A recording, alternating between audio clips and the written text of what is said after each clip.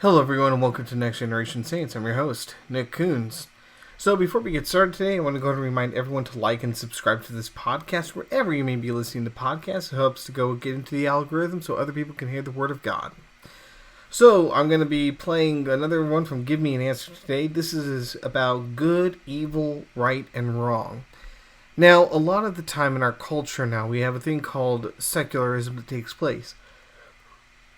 The belief is that mostly we're comprised of matter and energy, and that it is based on our society that determines good and evil.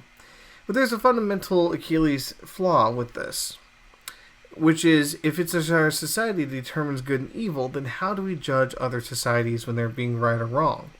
A big one I've always noticed is, say, in the secular worldview, saying things like Adolf Hitler and the Nazis gassing the Jews and committing the Holocaust and doing the abhorrent things that they did in Nazi Germany was evil. Everyone could stand there and agree, but for the most part on that position there are people who are skinheads or neo-Nazis or whatnot who would disagree with me. But for the large part of it, a lot of people, including you listening to this podcast, would agree.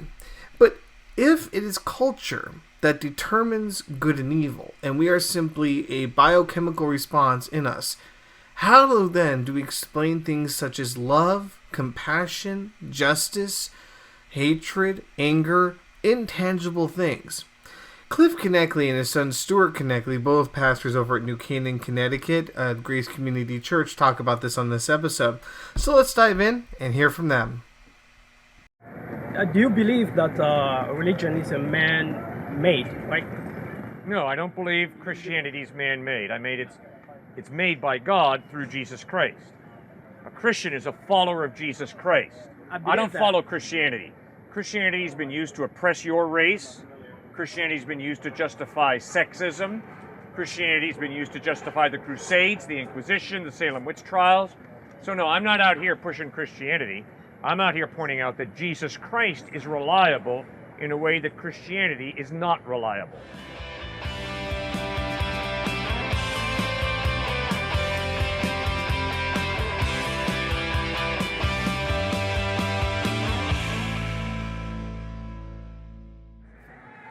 Spaceless, timeless, and unchanging. Yes. How is his existence different from a principle? How do we say he's personal? Good. Very good. All right.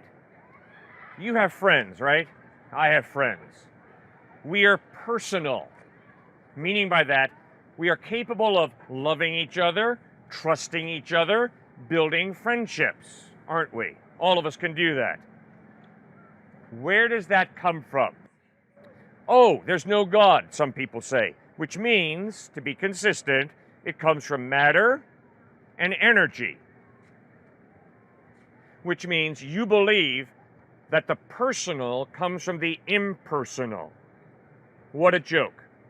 What an absolute joke. This brick has no personal qualities. This tree has no personal qualities. You can't have a friendship with a tree. You can't have a friendship with a brick. It takes a personal being with a mind, a free will, the ability to love that you can build a relationship with.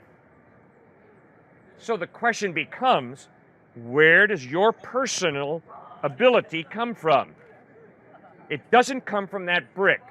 It doesn't come from that metal, and it doesn't come from that tree. It comes from a personal God who creates you with the innate ability to have consciousness and to be personal. And if you say there is no God, what you're telling me is, no. The personal comes from the impersonal. The ability to love comes from matter and energy. Hogwash. Baloney. That is so irrational, it's scary. Is that science? No. That's philosophy we're using, not science. The decision to create moral absolutes and then the opportunity for us to understand that there are moral absolutes, obligations, and duties.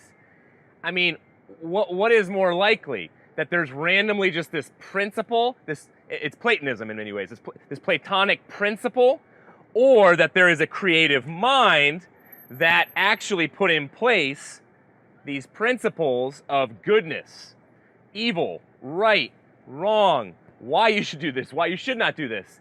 And then ultimately, this, whether it's a principle or a personal being, I would say only a personal being can make the decision to say, this is ultimately Damien, this is ultimately Cameron, what is right and wrong. It's not just this principle up here, came from nothing, and ultimately it was decisionlessness, if we can say, that somehow created what was right and wrong. No, you need a person to say, this is right and wrong, now I'm going to give you the ability to understand what is right and wrong.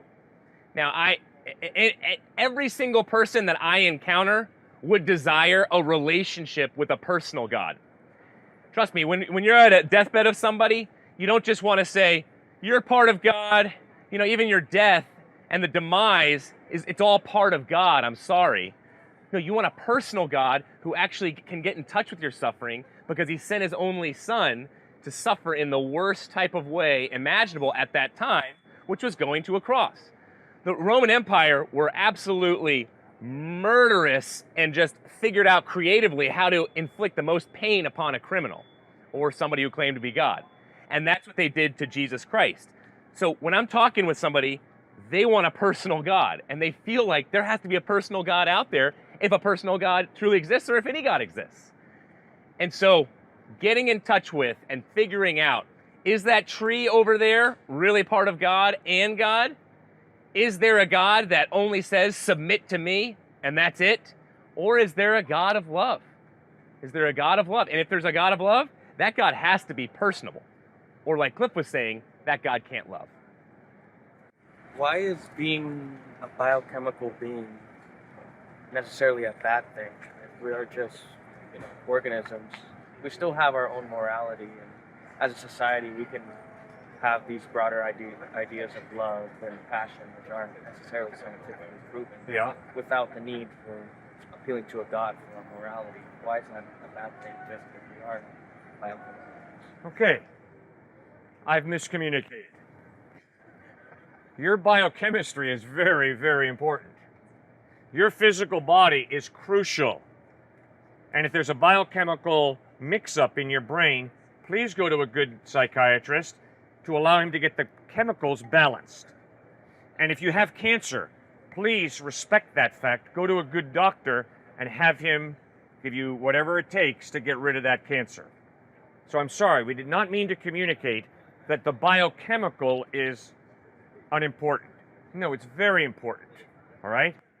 But what we're saying is, if you reduce her to just her body, her biochemical responses, the chemicals in her brains, you have not told the whole story. She has a soul. She has a free will. She has the ability to love and hate. She has motives. She has ambitions. She chooses how to treat her enemy. She chooses how to treat people of different races. She chooses what she does with her sexuality. She has a soul. She's not just a biochemical machine. Does that make sense? Sure, but I just don't understand why you need God to prove those things. Okay, good. If there is no God, how can she have a soul? An intangible free will. How can that exist if there is no God? I mean, you're describing the concept of what we understand as soul, but it can be a biochemical thing that naturally occurs. You're just attributing a supernatural reason to it. And it could just be the way we try to grasp concepts that are too hard to explain.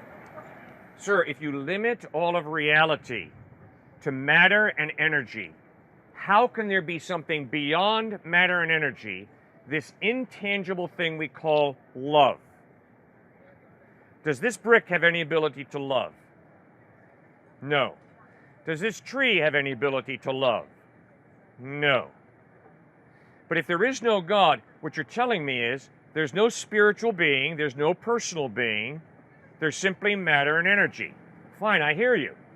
But what you're telling me is I'm limiting reality to the physical, matter and energy. Well, how do you get love and free will if I'm just a complex biochemical reaction right here? See, if I'm just a complex biochemical reaction, then I don't love her. I treat her the way my chemicals program me to treat her.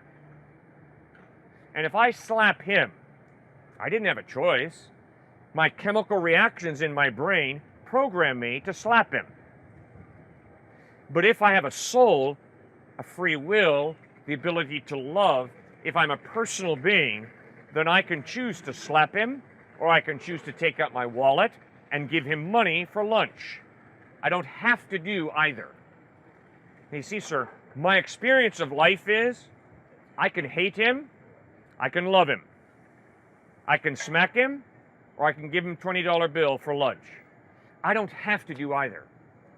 And my experience of free will convinces me there is more to me than just a chemical reaction here.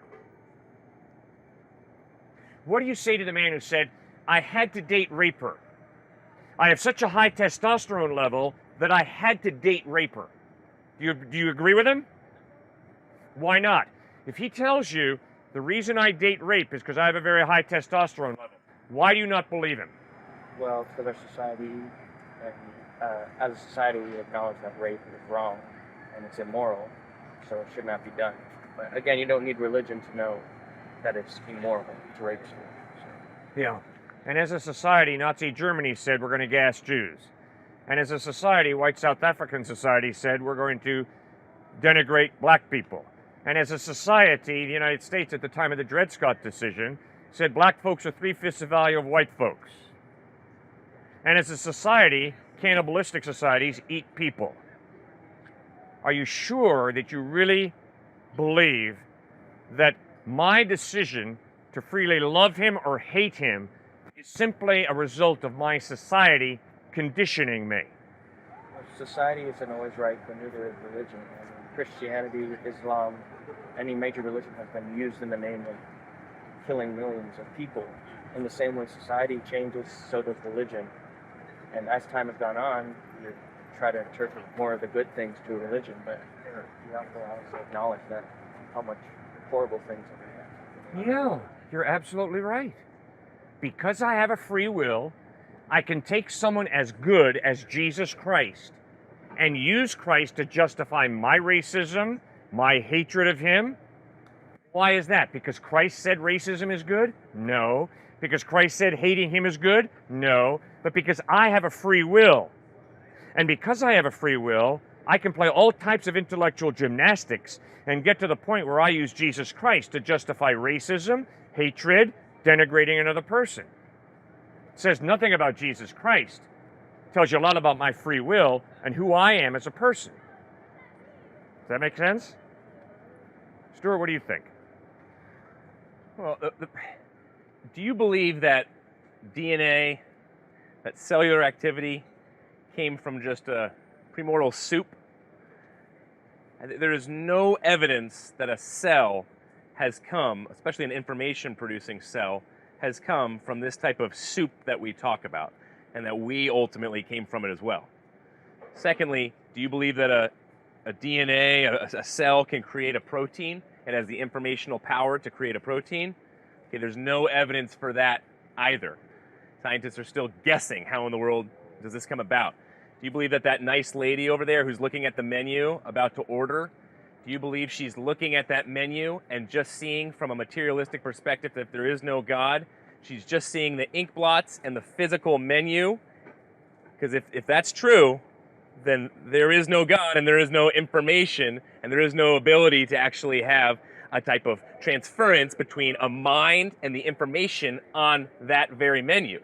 You have to have an immaterial process of gaining that information. But if it's just a materialistic universe, it's just the ink blots and it's just the plastic right there on that menu. So a God that you get in John chapter 1, the Word, where you get the Trinity, the Word became flesh, a language and informational God. God speaks things into existence. Everything about your existence has to do with language and passing on information. We're doing that right now. You're going to be doing that all day in class with classmates. That is immaterial. How, from a materialistic perspective and point of view, can you get to the point of saying there's an immaterial type of information passing on? It makes way more sense if there's a creative mind that is immaterial, that is God, that is a language-producing being, a creative mind to give us this opportunity to connect through language and passing on information. But but the things you said, like seeing and understanding the mind, like science has proven that there's places in the brain that percept those senses and try to compute what it is, what's going on. And that's how our brain works. And some people's brains aren't able. Sorry, can you just speak a little louder? So okay. And some people's brains aren't able to compute those things correctly. That's why some people are colorblind against certain colors. Right. So by your logic, you're saying that in between understanding, seeing something, God somehow put this person with a lesser than interpretation of the world, or it's just their brain and mutations in our DNA, out of a lot of it pure randomness, just led someone to be colorblind. Isn't that just science already proves like our comprehension and how it works in the brain? Yeah, but there's no initial mechanism that starts this whole process. And science would say we came from nothing, or Heidegger talks about how we were just thrown here out of nowhere. So how do you have this incredible creative process that even got to the point of producing a type of colorblindedness? How do you get that? And then you sound like it's morally wrong. Why is that wrong? Some people are colorblind, some are not. Some people have mental illness, some don't. Morally, from an evolutionary perspective, that's not wrong. Actually, they're just part of the weak. And maybe we should annihilate them so the strong can just get stronger and the society should just get better. So yes, I'm aware of stories like Phineas Gage and others who you probably have all read about. The spike going through his prefrontal lobes on that train track. And what occurred? He went from a very nice townsman who many people knew to nasty and mean. His personality totally changed. So yes, I believe we have a physical brain, but we also have a mind to make decisions with. We have a personhood that is beyond just your physical, moist robot. See, if you're going to be consistent as an atheist or whatever you are, if there is no God, then you have to go about saying that there's no real me, there's no real self that's innate. There's just my brain, physical brain, and there's just my physical makeup and my body. And that's great. That's a large leap of faith you're taking, but maybe that's right. And so what even explains the colorblindedness even more is you're saying that morally, and the suffering piece of that, is not right. But God did not create that. A messed up world created that. Entropy created that. Our own free will. 90% of the evil that we see and suffering we see is from our free will as free agents, not just mechanical moist robots if there is no God, determined to do these things or determined to have these types of outputs of color blindedness. No, I'm well aware that you have oxytocin, you have endorphins, you have serotonin, you have all different types of cortisol and neurochemicals in your brain. That makes sense. That's creative. That's incredibly complex. But you know, sir, that you have something beyond just a brain.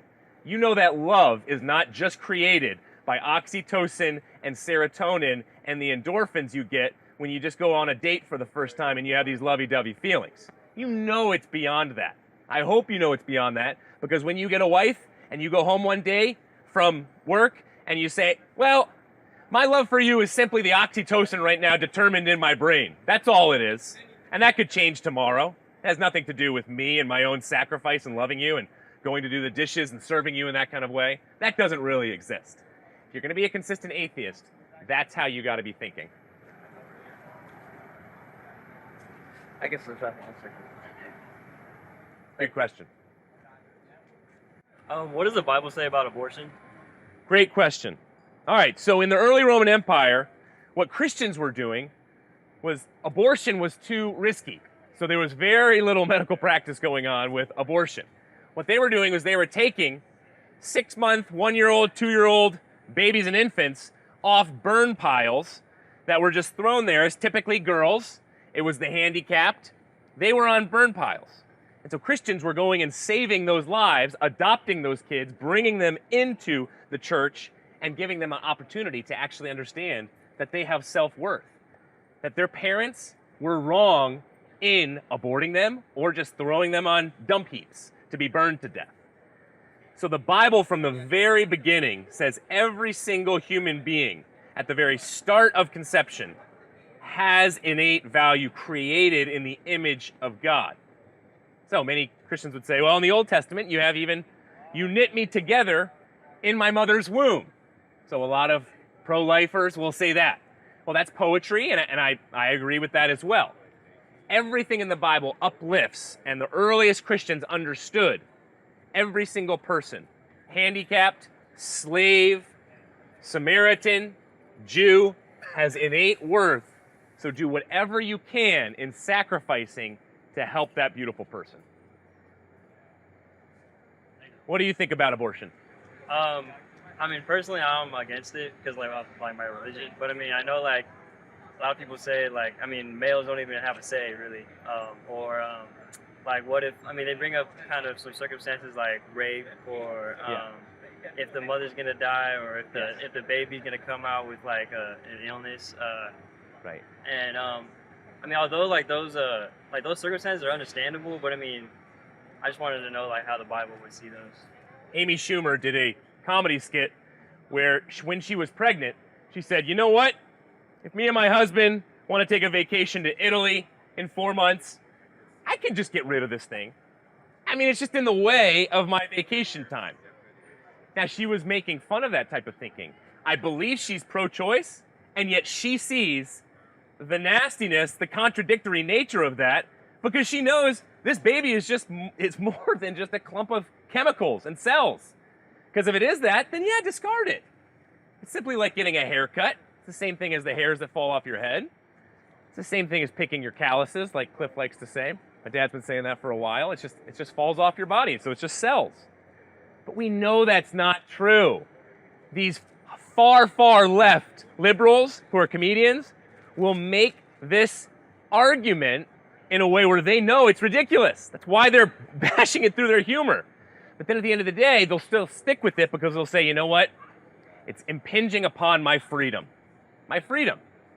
And my freedom, my personal autonomy has to win the day. But Christians are not off the hook. Christians who just condemn abortion and just leave it there, that is wrong. Christians should be getting into part of the process of helping adoption sources, resources, because oftentimes that's not the case. So now all of a sudden you have a crack baby, and then you have all of a sudden 6 of them, which a single mother is taken care of in the inner city. Okay, Christians, you gotta help out. You gotta help out. And so I'm not standing here just saying it's wrong, but you don't need to do anything about it. Now, Christians should be on the front lines. They have been in the past, fortunately, in many ways they are still today. So that's how you start to think through it. But in the cases of rape, that is very hard, and yet I would still say it was not that baby's fault. And that baby still has innate value and worth, and bring that baby into this world. In the case of mothers, I would save the mom's life first before the baby. And that's tremendously painful, and I've seen it many times. Does Malachi 3:10 apply to us? I don't know about y'all, but... Read it, yeah. Yeah, well, Malachi 3:10 essentially says that the Lord wants you to test him with your offering, right? Mm-hmm. See that I will not fill your barns and grains up to the point where you can't store it. Right. If you give your offering to me. I don't have it memorized, I'm sorry. Yeah. But when I was watching George Janko's podcast once, and I mean, I know he's a good friend of y'all's, but I kind of took this, it kind of resonated to me whenever George said that he promises, or almost like he guarantees, that you will be wealthy if you give more, right? To me, I don't know, it at first it kind of resonated with me. I was like, that's awesome, right? But now it's starting to sound more like prosperity gospel, and I kind of wanted to get your opinion on like whether Malachi 3:10 still applies to us today or just the Israelites of that time. And what do you think about like prosperity gospel? Great question. Okay, so there's blessings and curses in the Old Testament. Israelites, typically when they were obeying God, they were getting blessed. They absolutely were getting blessed. But then all of a sudden when they turned away from God, they were getting cursed, strongly cursed. They were being swept up into Babylonian captivity is one of the examples. They were losing 30,000 of them in 1 Samuel 4 and 5 to the hand of the Philistines. So blessings and curses, there was much more, like you said beautifully there in Malachi, this direct understanding of you do wrong, you're going to get punished, you're going to get cursed. You do right, you're going to get blessed, and God's going to use you ultimately to go to the promised land. And that's why so often when there are other civilizations in the way, there's holy war. Typically that civilization has been doing something very wrong. I don't know any examples where they attack a holy people who's doing great good and just slaughter them, right? So there is that incredible difference there that we look at that we don't see in the New Testament. Because you're exactly right with your type of thinking. Jesus Christ lived a pretty sinless life. I think he was the epitome of all goodness. Did he get blessed? Did he get health, wealth, and wisdom? He got some wisdom, but he didn't get health and wealth at the end of the day. And so the prosperity gospel you got to be very careful with. I don't outright disagree with every point prosperity gospel. Folks, I mean, we have many people who have come through our church who've been that way. No, when you are serving God, when you're sacrificing for God, when you're tithing, oftentimes God blesses you in different ways. Oftentimes, it's through you, other people see your generosity. That oftentimes happens. That's so frequent that it benefits them so much, where they want to change their lives and live for God and live for others. But no, I don't think there's a one-to-one correlation, especially anymore today, which is I'm going to give away $5,000, which is 80% of my bank account, and now all of a sudden God's going to give me $100,000. I don't get that in Scripture, and not even in the Old Testament do you get with the blessings and curses a direct type of understanding of, here it is, do this and you will get this. Because even look at Job. Job had some serious suffering, and I don't remember anything he did wrong, but then God does bless him at the very end. So there's total breakdown without him doing anything wrong, but then yes, eventually he gets blessed. But again, that's not because he all of a sudden started stopping questioning God. No, he wasn't questioning God in the beginning. Romans 8:28, God works together those things for those who love him. People get that wrong. God works together all things for those who honor and love him. That includes suffering. That includes how you worship him well. He's working all things together for those who love him. So it's not a prosperity gospel. But I like what George says, because you're right. He does go with that line of thinking sometimes where it's, yes, if you follow God, oftentimes things will work out very well because that's the correct fabric of the universe. Live in line with him, and you will experience blessings. Turn from him, live a sexually promiscuous lifestyle. That will come back to bite you in the butt, usually, once you get married. Right, well, in Malachi 3:10 it says, God tells the Israelites to test him with their offering. Right. See how much I'll bless you if you give me your offering, if you give me your time, right? We are to test him with our offering, and obviously there's no other verse in the Bible that says to test him, but that is the only one. Right. Are we still to do that today? Right. To God? So often you're right, when we get testing, it's don't test the Lord your God. Right, yeah. And so, again, we got to be careful with that word testing, though. Is Malachi really talking about test God and just see how much great wealth he's going to give you if you really tithe in a certain way? You can't take one verse and form an entire theological position around that one verse. A lot of guys have been coming out here and saying, we're going to take one verse when it comes to baptism and say you have to get baptized in order to get to heaven. Got to be careful. I would always say, and I always learned this in Hebrew and Greek, every professor said, do not take one verse. Never read one Bible verse. That's the line. Never read a verse. Always read context and always bring other verses into play. Yeah, great question. Absolutely. I'd like to invite you to Grace Community Church, located at 365 Lukeswood Road in New Canaan, Connecticut. Our services are at 9:30 a.m. and 5:30 p.m. on Sundays. Hope you can join us.